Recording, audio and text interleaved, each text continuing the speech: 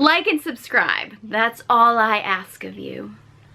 Hello everyone, I'm Sarah from Everyday Starlet. Welcome to my channel. I make videos to inspire you to be the star of your own life. I'm continuing my Masculine Feminine Energies film breakdown series with Phantom of the Opera. If you're not familiar with me and my Masculine Feminine Energies, I talk about this in most of my videos, but a brief summary. Masculine and Feminine Energies are energies that live within all of us. We all contain both energies, but we all have a core energy. This is when we're most ourselves in. That energy often links up with our gender. It doesn't have to, but it very often does. And we can be in wounded or healed versions of either of these energies. And each of these energies contains archetypes. And we all contain all of the archetypes, and we can tap into each one of them whenever we need to. And in order to have sexual polarity in a relationship, you need one partner to be in the masculine and one partner to be in the feminine. These opposite energies attract sexually and same energies repel sexually. So let's get into Phantom of the Opera. This was actually a request, and I am actually breaking down the 2004 film version. I am a musical theater geek from way back, and I will admit, this is actually not a show that I've ever seen live. I know the music, I've heard the music a million times, like different people doing med auditions and different kind of like musical reviews and things like that, but I really have not seen the live version. I'm sure there are gonna be some hardcore musical theater fans out there that are gonna be able to do a comparison between what the film version is and what a stage version would be. This is strictly about the 2004 film version, which I had watched before, but I didn't remember too much about it. And this was a request, and I actually got this request a while ago, but I kind of thought this was the time of year to really get into a movie like that, because I mean, it's not really a Halloween movie, but it's got like kind of that darkness to it with ghosts and phantoms and everything. And I have to admit, the aesthetics of this movie are just my jam. Like, I love historic theaters, like the whole like aesthetic of the opera house, and I have a serious fetish for crystal chandeliers, like serious. So the whole like vibe of this movie was just like so intoxicating. And I actually did not remember that the Phantom in this movie is played by Gerard Butler, who is also the actor who is in my favorite film breakdown that I think I've ever done. And he actually plays my absolute favorite masculine film character, and that's King Leonidas in 300, which I have a film breakdown of. And it's interesting because him playing the Phantom in this movie is very different. So, I mean, I don't know. I don't really know that much about Gerard Butler as an actor, but the fact that he's got that kind of range, I think is pretty impressive. So this movie, while it is a musical, it's actually much more like an opera. There's very little dialogue in this movie. It's mostly music. It's mostly people singing the characters, which is not exactly going to feel like real life. Although I do have to say, I mean, I personally would love if people broke into song and dance more often, just in regular life. But I think, like, if you are in a relationship with somebody, if you're having a conflict, if you're actually, I don't know, having some kind of a moment with your partner, maybe there's miscommunication, maybe you want to wake up your partner. This could go for men or women. Your partner's maybe not as present with you as you want them to be. Like, breaking into a song or breaking into a dance, great way to wake up your relationship. I mean, I gotta say, I really do think people should do that more often. I think I mentioned that in my CoverGirl breakdown. Rita Hayworth wanted to kind of wake up Gene Kelly. She just broke into a song and dance, and I gotta be honest with you, I think that that's a really great idea. But one of the things about something like an opera is the characters tend to be very like caricatures. You know, you have the ingenue, you have the diva, you have the handsome prince, you have the, you know, the kind of darker character. So these do tend to be very stereotypical. Phantom is a more complex character, I would say, but you know, you do get characters that don't necessarily dig too deep because it is really about the music. But one of the things I really love about film breakdowns like this one is, and most of them to be honest with you, is that when you get these kind of like over the top film scenes, film characters, things like that, it can really help you notice some of these energies and some of the dynamics that I'm talking about in this over-the-top way. So when you see a subtler version in your everyday life, you hopefully will have an easier time picking up on it. And Phantom of the Opera, honestly, is kind of the epitome of some very wounded relationship patterns. So essentially you have the Phantom. He's the ghost that lives in the opera house. And you find out in the film that he's had a very, very tragic upbringing. He mentions actually later on in the movie about, you know, essentially his mother convincing him he had to cover up his face to wear a mask. He alludes to the fact that he wanted his mother's love, and that a lot of the stuff he's doing is really this search for love. He didn't have a mother's love, a mother's approval. He also was essentially sent to kind of like a freak show kind of thing, and he was considered the devil boy, and he was getting beaten and things like that. So he obviously didn't have a father figure either. So he was essentially orphaned and was abused. And I mean, as much as this is an over-the-top storyline, there are a lot of people in general, but in this case talking about men, who have been through that, who have been in some way abandoned or let down by their parents. They maybe didn't have a really strong father figure. Either they had an absent father figure, maybe they had an abusive father figure, so he wasn't a representative of healthy masculinity. Maybe he was a weaker father figure, so he was not a representation of masculinity at all. And especially if you have a male growing up without a great representation of a mother's love. And this is not about boys being mama's boys, but this is about boys growing up knowing that the feminine is loving, that the feminine is nurturing. I think we're seeing a huge epidemic right now. I mean, I see it in a lot of the men I deal with online, especially in this content that I'm creating, of men who obviously are taking out their anger on their mothers, who they obviously have some resentment towards for various reasons, on the women in their life. Maybe not even women that they know, just women on social media. I can't tell you how many times I have an interaction with a guy on the internet where I just feel like, oh my God, he's literally taking out his anger on his mother at me, and that's not right. But I do think to some extent it's important to set boundaries, absolutely, but I think it's also important to have a certain level of empathy for people, because many of us right now have all grown up with very complicated family dynamics, and a lot of us are just figuring it out. So I'm not justifying any kind of negative or toxic behavior, but I am saying that the root of a lot of it comes from our childhood wounding. And the Phantom clearly has a lot of that. So the Phantom is a complex character in the fact that he does have a very serious presence. He's actually genius level. He has this amazing mind. He can be very focused. He can actually build things. He's present with what he's doing. He's very focused. He has a lot of direction. And he's obviously tapped into his creativity, and as far as his creating music and has an appreciation for the arts and things like that. Like, he does have some healthy connections to his masculine and to his feminine energy. Unfortunately, he's got a lot of wounding.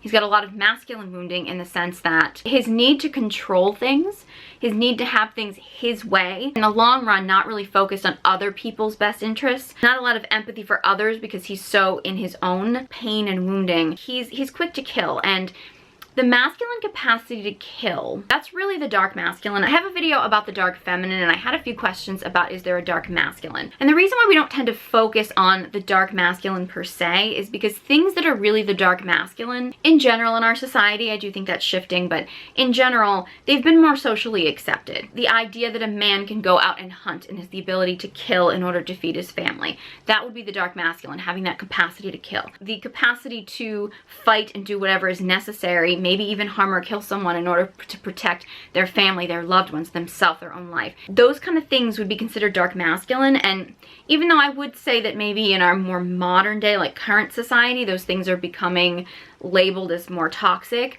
those kind of things are aspects of the dark masculine that have kind of usually in history been more socially acceptable. Whereas the dark feminine, which I have a video on with much more detail about, has not always been as socially acceptable. So that's why we don't tend to label things like dark masculine or light masculine. Things that are aspects of the dark masculine and the light masculine, of healthy masculine energy, tend to be more socially accepted. One of the things about this movie is it gets very much into the darkness and the light, and it's more like good and evil, and I don't want people to start getting confused with dark masculine or dark feminine, light masculine, light feminine, with being like, none of that's evil. And in the same way that I mentioned in my dark feminine video about how the dark feminine is not about feminine wounding, it's not about masculine wounding, it's not your triggers or traumas. The same thing with the dark masculine. The dark masculine is not your wounding, it's not your triggers or your traumas. And so the darkness, so to speak, that is happening in the Phantom that's his wounding, that's his pain, that's his suffering, which is all valid. I mean, his life story and everything that he's been through, you can totally understand why he would be in so much wounding. That said, he's clearly not handling it well. And now that he's grown up and he's isolated himself, which, you know, there's a lot of indications of, especially men, I would say everyone in general, but especially men who go into that level of isolation today. You know, I mean, not all young boys today are sinking into the dungeon of an opera house and writing operettas, but, you know, when you get these young boys who spend all day playing video games, like non-stop, and really having not much social interaction with the outside world. I was just hearing a story online about this woman whose husband was watching porn for 10 hours a day. It was like, how do you do anything for 10 hours a day? Most people don't even go to a full-time job for 10 hours a day. I mean, that kind of like isolation of like being alone and doing these things, all of these toxic behaviors. I mean, at least with the Phantom, he's actually in this isolation and being creative. I don't necessarily think that this level of isolation is healthy. However, when you have these young boys today who are basically being programmed from a young age to do these kind of very unhealthy behaviors in a very isolated state, they sink more into their wounding. There's a serious lack of masculine leadership. There's a complete deterioration of family structure. What you're seeing in the Phantom and the way that he kind of snaps and starts to kill people, not necessarily in his own self-defense. He's killing people because they're inconveniencing him. Like, that has turned from, you know, I mean, he killed the man who was keeping him captive in the sort of that carnival show to escape to get his freedom. Not justifying it, but I think a lot of people may justify the fact that he was being so abused and mistreated, and then him doing what he needed to do to fight to escape is different than because, you know, a stagehand was, you know, doing something that he didn't particularly like or saw him or was going to expose him. He kills him. That's a totally different situation, right? So he's now gone from this place of having that capacity to kill in order to protect himself or others to shifting into that capacity to kill, to be controlling, to be, you know, just trying to take out anybody who's an inconvenience to him. It's a different situation, right? So those aspects of the masculine are very important to distinguish between, because we don't want to destroy the healthy masculine. The healthy masculine is incredibly important to our society. I mean, we have a shortage of it right now, and I think we're seeing a lot of the side effects of that. However, we don't want a healthy masculine to be confused with things that are unhealthy, toxic, wounded, destructive, those kind of things. The healthy masculine, while they may need to destroy something, they will always do it as a way to protect and provide. They'll always do it for a greater good, as opposed to the unhealthy masculine, toxic, wounded, whatever you want to call it, who will destroy as a means of needing to control, as a means of making themselves feel better, as a means to prove that they have some kind of power for their own ego satisfaction, those kind of things. Those are not healthy forms of masculine destruction. So we have to be really careful when we're talking about masculine energy that we don't destroy the good while we're trying to protect people from the negative. As much as the Phantom, obviously, and they allude to this in the movie about this sort of fine line between genius and insanity, and I could admit I've known a lot of people who are pretty genius level people in my life, and there is definitely a fine line between genius and insanity. I think there is something to be said for the fact that when you think of things at a different level, when you're operating at a different level, and I have to admit I've experienced this to some extent in my life in various areas, not to sit here and say I'm some kind of genius, but I do think sometimes when your mind doesn't work the same way that the average everyday person's works, when you actually get to a point where you realize that you see things a little differently than other people, in whatever way, whether that be you have some kind of a gift for creativity, or you have a certain level of intelligence that the average person doesn't have, when your brain operates in a way that is not necessarily the societal norm, maybe you're just awake to some of the things in life that other people aren't awake to. There's a smaller number of people you can share that with. I do really believe that it's important to find those people to share those things with, because it can be so easy when you're in that situation to isolate like the Phantom does, and that's where you really start to sink into that wounding, when you start to when your pain actually starts to overtake you. And I think that's part of the problem with the Phantom, is that he He's letting his pain run his life, which may very much fuel his creativity. I can speak as somebody who's worked in very creative fields in my life. When you're dealing with pain and suffering, it can really, really enhance your creativity. Not great for your mental health, but it can definitely boost your creativity. So there's a fine line there between being able to tap into your emotions, being able to use your wounding, your pain, your suffering in order to create positive things. You know, it can even inspire people. I know a lot of people who have, you know, been through abusive relationships. They then become counselors to help other people deal with their abusive pasts. If you can learn to take your pain from your past and transform it into something positive in life, whether it be in a career field or whether it be in something creative or something, that's amazing. However, if you let your pain run your life and control your life, because in reality, if you think about it, this is like coming through for me right now, the Phantom's need to control other people is because he doesn't really feel a sense of control within himself, because he feels like this outside pain, his appearance, the way he's been treated by others, is controlling his life. So he needs to control others because he feels like he doesn't have control over himself. So that just came through for me as I was talking about this right now. Now with the Phantom, he also has some feminine wounding as well. He's got this masculine wounding, but he also has a lot of feminine wounding. He really focuses so much on his appearance and how he's seen, which is much more of a wounded feminine, this sort of obsession with life not working because of a certain aspect of your appearance, because that tends to be a lot more wounded feminine. The feminine in general tends to be more focused on appearance. I mean, the reasons why he has this wounding are completely understandable. The problem is it really does overtake everything he does in life. So he really isn't able to live a normal life because he's letting this pain and wounding just control him. Christine is the female lead. She's the ingenue of the opera. She has grown up in the dormitories in essentially as a ballerina. She was orphaned apparently, I think they said when she was 7. Her father was apparently this legendary violinist, so he instilled music into her life. She obviously has a lot of abandonment issues, I believe, because of her father. And here's the thing about abandonment wounds, childhood wounds, father wounds, mother wounds, all these kind of things. They can exist even when the parent had the best of intentions. Obviously, her father did not want to die off and abandon her when she was 7 years old. However, even though it was not an intentional thing, her losing her father at that young an age can still instill a lot of that abandonment wounds, some father wounds. And she alludes to this actually when she goes to the cemetery to visit her father's, I think it's like a mausoleum that he has. He wasn't there to guide her. She missed him as a friend and as a father. And that's so common nowadays with young girls. You don't actually have to be orphaned, or maybe you are, but you don't have to be orphaned.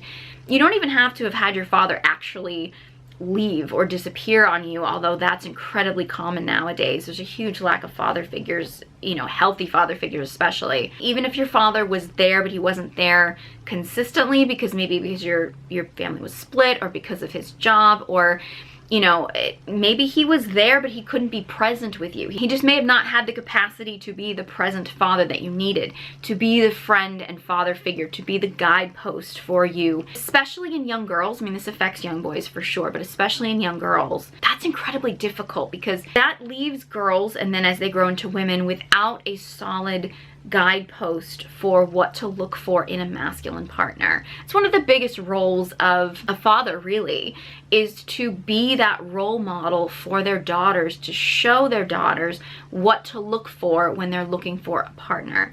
And when you have either a father figure who's not there, or at least not there long enough or enough in your life to really be that model, or he's not a healthy version of what he should be as a father, as a husband, for whatever reason, that's going to affect a young girl and her choices that she makes and the way that she lives her life. Christine has grown up essentially as an orphan without a really strong father figure since she was 7. I mean, that's really young to not have a father who is present there in her life to essentially be, you know, helping guide her life. So as a result, because she moved into the dorms, she studied ballet, she essentially got mentored by the Phantom. Now, of course, the Phantom was essentially abandoned and was living as an orphan.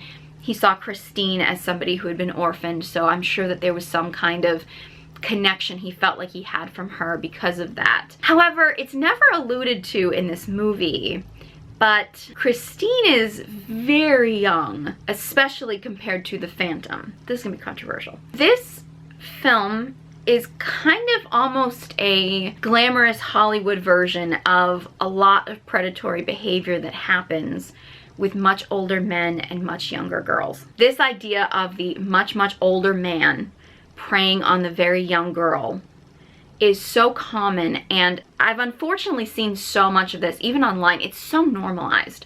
It's almost glorified that we have these older men who almost brag about how young, I mean, not almost, they do brag about how young a girl they can get. And some of them will actually even admit, because these girls are more easily moldable, is the way that they'll put it, to make themselves look less creepy. And I don't care what anybody says, at the end of the day, just because a girl is a quote-unquote legal adult does not mean that she has the life experience to understand how to handle a man who is manipulating her, especially if we're talking about a man who is much older, so he's lived a lot more of life. A man who, you know, if we're talking in everyday life, I mean, not necessarily the movie, but if we're talking about in everyday life, a man who maybe has a lot of financial success, so that's how he's luring in the young girls. And he's using them for their youth and appearance. They might be using him for his money. You know, it might be an even exchange in that sense. However, if as a man, he has gotten to the point where he's had this level of success, he probably has learned a lot of tactics and strategies in order to get the things that he wants that a young girl is not going to be as familiar with. I know there's a lot of men who want to argue about this, but look, as older women, most of us have been the young girls who were preyed upon by much older men. Because of that, we now know as grown women what these older men were attracted to in us. It was not just because we were more fertile. It wasn't because we were all just somehow miraculously more attractive in that one little time period of our lives. It was because we were vulnerable. We were vulnerable and easily manipulated. Now, men are very attracted to vulnerability. The problem is when you have women who are young and very vulnerable, who don't know how to protect themselves, and because we have this destruction of the family unit right now, so a lot of these young girls are not being protected by their families, especially not a father figure around. When these older men come in and are very attracted to this vulnerability, these young girls don't know how to protect themselves, and that's when they end up getting hurt. And then these young women end up becoming older women who are angry and bitter. And then the men complain that they don't want these women because they're angry and bitter. When in reality, what these men are essentially saying is they want to be the predator and prey on these young girls before somebody else gets to be the predator and destroys them. They want to destroy them first. That's sick. I'm just going to say it right now. It's sick. And I know I'm getting a little away from the movie here, but I do think that movies like this, and again, this is obviously, I don't know when this musical was originally written and created. The movie obviously is based on a musical that is older than what the film version is. But it is really this glorification of this older man who is essentially preying on the naivete of a young girl, of the fact that Christine is obviously a very feminine character. She's got this open heart. She's very loving and empathetic to the people around her. That said, when girls are that young and their hearts are so open and they have so much empathy, because she hasn't really had a father figure, and because she's also very young, she doesn't know how to protect herself. She does say at one point, or she sings at one point, essentially that I followed you blindly and you deceived me. You know, she didn't know what the warning signs were, what the red flags were. It's hard to know if the Phantom knew this ahead of time and set it up this way, or if he just exploited it once he figured out that this is what was going on. But she believed that her father was going to send her an angel of music. And the Phantom shows up and she believes that this Phantom is the angel of music, that he's actually her father. So she is so drawn to him because she longs for a father figure. I've said this in other videos and I'm gonna say it again because I think this is so important. When a young girl is not told that she's loved or grows up not feeling loved, when she becomes an adult, she's gonna search for that love that she never found in people who unfortunately may not actually love her, people who are going to take advantage of her.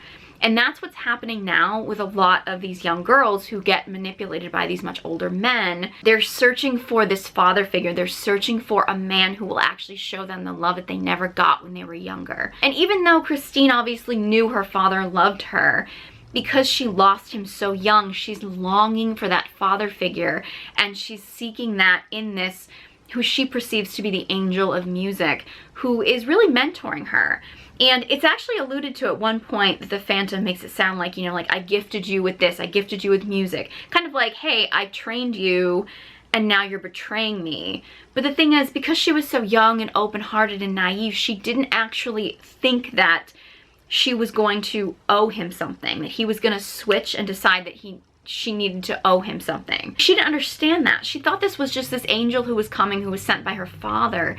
Because as a young girl, ideally, you don't think that your father wants anything from you, that he just wants to love and protect you. That's not really how our current society works, but that's really how it was ideally, is that you weren't, as a young girl, supposed to be owing your father anything. You were supposed to be growing and letting your father guide you, and his reward was supposed to be seeing you grow and blossom into a wonderful woman who then would go on and then create a family of her own. And that was supposed to be the reward, essentially, is the fact that your parents did such a great job in instilling the values in you that they thought were important, as opposed to not feeling like you have to like pay them back for stuff. Problem, again, that we have here is the Phantom was investing his time and energy in essentially mentoring Christine, but he needed something in return. He needed something back, which I gotta say, I hear a lot of men complain that women are not as open to receive, they're not as open to being receptive from the masculine. The reason for that is because so many women have had the experience of being open and receptive and then ended up feeling like they owed someone something that they weren't comfortable giving. So I'm not saying that all men do that, and I actually don't think as many men do that as we as women are kind of programmed to believe. Unfortunately, when that happens, it can be so traumatizing that we shut ourselves down to the good men out there that are not expecting anything from us except, you know, for us to just really be in our gorgeous feminine energy. Phantom 2 also mentions many, many times that Christine belongs to him. It's that ownership. It's that he's now claimed her, but she hasn't actually given him her heart. She gets intoxicated by him several times because she's longing for the father figure. She's longing for the mentor. So she does get intoxicated because she really does believe that this is her father coming back to life. So she sometimes gets drawn in. And also because she's such an empathetic person, the Phantom is very much in victimhood mode. It's got a little bit of covert narcissism going on there, and the empath, and the concept that if someone's a very empathetic person and they meet someone who's had a lot of struggles, who is a bit in their victim, it can be very easy for that empathetic person to then lose themselves in feeling for this person's pain. Christine also identifies with him. She grew up essentially as an orphan. He grew up without family, so there's a little bit of that connection there. And Christine actually even mentions later on in the movie that all of the pity, the care, the concern she had for him has now turned to hate, because she's starting to realize how much he's been using his pain, his story, as a way of controlling her, as a way of owning her. Really hasn't been doing this stuff out of the kindness of his heart. He's actually been doing this stuff to get what he wants from her, as opposed to doing this as an act of love. Now, Raoul is Christine's love interest, and it's a lot of play on the dark and light. And again, I don't want people to get too confused with that when it comes to like the dark masculine and the light masculine, because to be honest, both of these characters actually contain both. But they do play off the darkness. They allude to the Phantom as being the darkness. They allude to Raoul as being like summertime. He's sort of in this lightness. Raoul has a white horse. The Phantom has a black horse. So there's very like, there's that dark light thing, kind of good and evil thing that's playing off of them. However, the Phantom is just a much more complex character.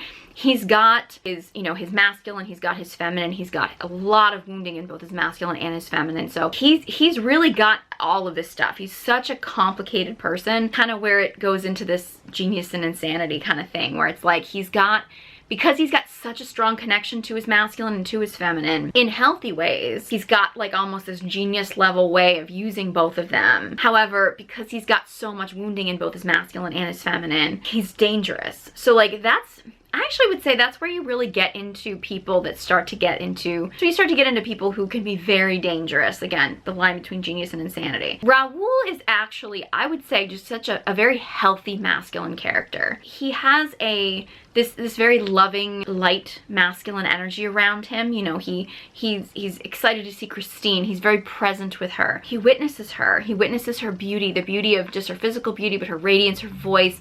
He really does have so much open-hearted love for her. And actually, their song where he talks about all I ask of you, he wants her love. He wants her love. He wants to lead her. He wants to guide her. He wants to protect her, provide her. Those aren't even the lines, I don't actually think, but it rhymes, so why not? He's talking about all of these wonderful masculine qualities that he has, and all he wants of her is to love him. Like, he just wants her love, like, and she does. Like, they have this amazing connection. They were childhood sweethearts. They're obviously closer in age. They have this real, like, loving connection. He's obviously very established. He has a lot of money. He's very successful. He's a very grounded masculine character, and he also proves that he is willing to fight for Christine. He's willing to fight to protect her, and he's also willing to kill for her, which he almost kills the Phantom for her, but she stops him because the feminine is not going to be comfortable with death. Even if it means that it's protective of her, even if it means that it's killing off the bad guy to save her life, like, she's still going to be terrified of the concept of death. The feminine wants things to continue. She's not going to be comfortable with the ending of things. So she actually stops Raoul from actually killing the Phantom. But he's willing to do that. He's even willing to die for her when the Phantom actually captures them, and he basically is threatening to kill Raoul if Christine doesn't basically promise to love and live with the Phantom. And Raoul is basically like, he essentially is telling her that he wants her to live, and he will. So he's literally willing to sacrifice his life for her because he loves her so much, and he doesn't want to see her miserable. Like, that is such a masculine character, such a masculine protector and provider. Honestly, even in the first scene where they connect in her dressing room, and he's like, okay, I'm gonna take you out, get dressed, meet me in 2 minutes. Like, he's got the direction, he's got the, like, he has the plan. He's a man with a plan. Ladies love a man with a plan. And she's trying to tell him that she can't, because she knows that the angel of music, the Phantom, essentially is, like, not gonna let her go. I will admit he's not fully listening to her when she's kind of trying to tell him, but he's so focused on the direction he's going of, like, okay, I found you, Christine. I love you. We're together. You know, we're gonna go here. We're gonna do this. Like, he's got so much direction. He does miss out on a few key things that he doesn't pay attention to because he's so focused on the direction he's going. It should be very common with the masculine. The masculine tends to be very singularly focused. So sometimes he might miss things because he's focused on the thing that's right in front of him, like the direction he's going. I don't think he does that ever on purpose, like to ignore her, because he does really care about Christine.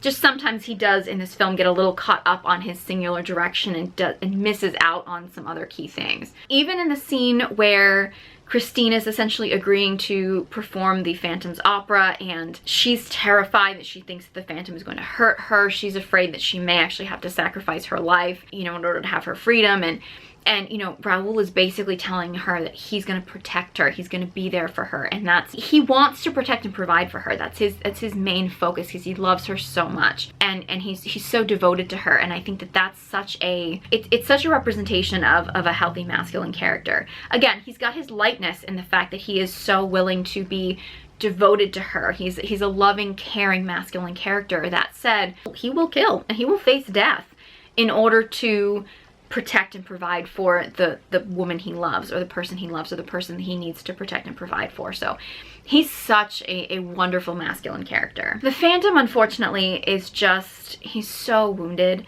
and I think seeing a character that's this wounded, it may actually help you identify some of the areas that you might be wounded, or even maybe watching it you might be like, hey, I'm not so bad. But it is interesting because at one point Christine essentially sacrifices her freedom and says that she'll love the Phantom and kisses him, essentially to save Raoul. Because love is what the feminine has to offer. So she's willing to offer her love to the Phantom in order to save Raoul's life. So she kisses him, and the Phantom just immediately starts crying. He starts crying hysterically and basically says that he's gonna let them go. He's gonna let them go, he's gonna let them escape, he's gonna let them be together. There's a lot of different ways you can look at that. One way that you can look at that is the fact that the Phantom saw that what Christine was willing to sacrifice in order to save someone's life, and may have realized that, okay, that means that she really did love him. I think some of it is the fact that the Phantom wanted love. He said he wanted love. He wanted this particular woman. He wanted someone to love him. He wanted all this stuff. And when he actually got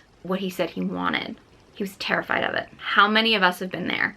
How many of us have been in a situation where we say we want something, we say we want something, we say we want something, we get it, and we don't have the capacity to handle it? Because the reason we didn't have it before was because we weren't ready to handle it. Like we didn't know how to hold that. The fact that he used all of these tactics, all of this control, all this manipulation to get the person that he wanted, when he got what he wanted, he had no idea what to do with it, because he didn't get it because he had opened his heart to love. He didn't get it because he had healed his wounds, because he knew how to work through those things, because he knew how to handle the capacity for love. He didn't have that capacity yet. Now, could that have grown within him? Absolutely. It's similar to the concept of lottery winners who, you know, win the lottery and then they end up like a year later, even like in a worse financial situation than they were in before they won the lottery. It's like, if you're used to being in poverty and then you get a pile of money, you won't necessarily have the capacity to hold that. You won't necessarily know what to do with that. There's the potential there for you to make some really bad choices and bad decisions that may end up leading you to be worse off. And that's a money situation, but you could easily equate that with love. Like, you can say, I want love, I want this kind of love, I want this love. But if you haven't learned how to hold that kind of love, how to accept, how to be open and receive that kind of love. Because the Phantom has been so closed off. He hasn't had anyone. He's been so shut off from the world, from human connection, from human touch. He didn't have the capacity for it when he received it, especially because the way he received it was essentially forcing somebody to give it to him. He didn't really know how to hold it because he wasn't actually drawing it in, because he had learned how to hold that. So I think that that's kind of more what it was. He got what he thought he wanted, and then when he realized that he couldn't handle that, he couldn't have someone that close to him because he wasn't used to that, he panicked and he ended up essentially letting her go. And this is something, honestly, that I would have thought, I would have told you that this was ridiculous maybe even a year ago. But again, you can say that you want something or think that you want something, but if you're not ready to receive it, if you do receive it, it's gonna freak you out. I use the example too. I remember ages ago, I met this guy. It's a long story, but I'll summarize it. I met this guy who literally did every single thing right. I could not have had a better first interaction with this guy. I mean, he was like a Southern gentleman. He made it very clear he was interested, but he wasn't being pushy or aggressive. He was just so, like, just tall, dark, and handsome, like everything that I could have possibly have wanted in a man. When he asked me out, I panicked. I just made things super awkward because I'm great at making things awkward. And he just assumed I wasn't interested and ended up walking away, and I never saw him again. I think back on that and I think, like, what the hell was wrong with me? Like, I didn't know what was wrong with me. I didn't understand it at the time. I cried the whole night after that happened because I didn't know what was, I mean, it's like, what was wrong with me? This guy was like everything that I said that I wanted. I panicked because I didn't think I deserved it.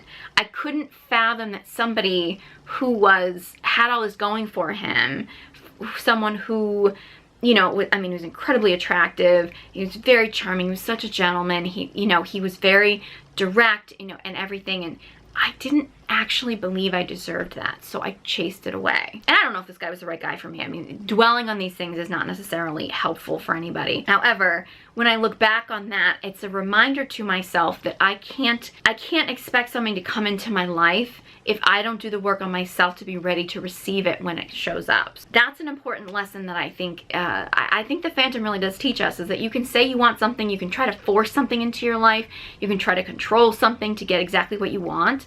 But if you haven't done the work on yourself to be ready for that to happen, you're probably gonna scare it away because you're not gonna be ready for it. So this movie was actually a really great representation, I think, especially because the characters were so over the top. You can really see a lot of these dynamics. I mean, Christine is such a feminine character. She's so open and loving, but she's got some wounding too in the fact that she really does seem to put other people's needs and desires above her own, particularly the Phantom's. She hasn't learned how to protect herself yet.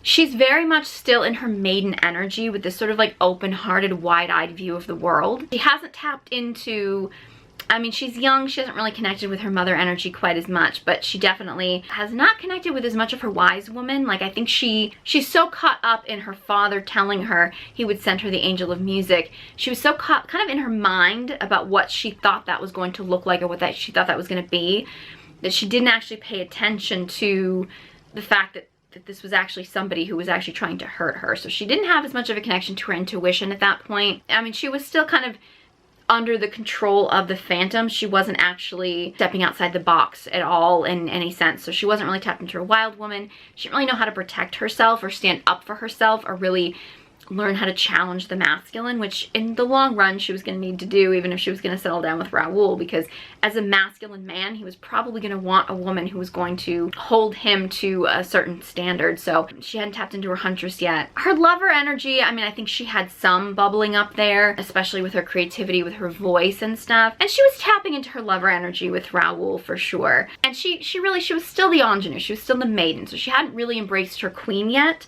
Although you do get the impression, especially at the end of the movie, where you see her cemetery plot, obviously, where she's passed away, and I think she actually was like a countess or something. So some of those archetypes are going to come to Christine as she grows and develops, because she is such a feminine character, and especially being with Raoul, who's such a masculine character, who's now going to be her safe space. It probably will give her a place for her feminine to really flourish. Raoul is such a masculine character, such an epitome of masculine direction, passion, purpose, you know, having a desire to protect and provide. Absolutely is such a masculine character. Whereas the Phantom is just, he's so complex. I mean, again, it's that healthy masculine and the healthy feminine combined with the really, really wounded masculine, really, really wounded feminine that make him a very dangerous combination that he's dealing with. And to be honest, I'd say most of us probably have some combination of all four of those. It's just probably not to that extreme. And that's why I think it's really important to be able to tap into the healthy versions of your masculine and feminine, the dark and the light of both the masculine and the feminine, but also to really work on healing those wounds and actually not letting those wounds run and control your life. Some of the other characters, honestly, I thought Minnie Driver as like the diva in this was just, I just loved her. I thought she was adorable. She definitely had a lot more like wounded masculine, with needing to be in control all the time, needing people to worship her. She had a big ego issue going on, so that's a little bit more wounded masculine, but she was just really just a fun character. I thought she was entertaining. So I'm really glad this film was requested. I think this was a great movie to see the masculine feminine energies, especially kind of like the wounding, the mother wounding, the father wounding, masculine feminine wounding, all that kind of stuff. And aesthetically, it's an amazing film. So after you watch this video, I highly recommend that you watch the movie, see if you can pick up on some of the things that I mentioned. I will try to put some individual film clips on my TikTok and YouTube shorts. The fact that this is all music, I'm not sure how copyright's gonna work with this stuff, but I'm going to try to post whatever I can, so be sure you check those out. If you enjoyed this video and found it helpful, please give it a big thumbs up and be sure you subscribe to my channel. If you'd like to learn more about connecting to your feminine energy, I have online courses, details in the description box below, along with links to all my social media accounts. Thank you guys so much for watching, and I hope you join me next time.